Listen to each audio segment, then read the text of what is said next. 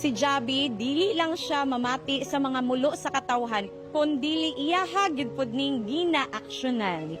Si Sir Javi kay dili postura, kundi tinud-anay nga pagtabang sa isig katawhan.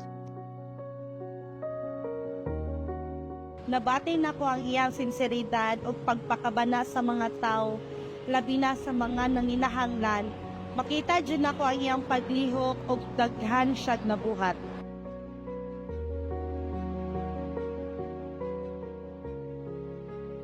Dugay na namo nga kauban si Sir Javi sa serbisyo, wala gyud siya gaduwa-duwa og tabang sa mga nanginahanglan.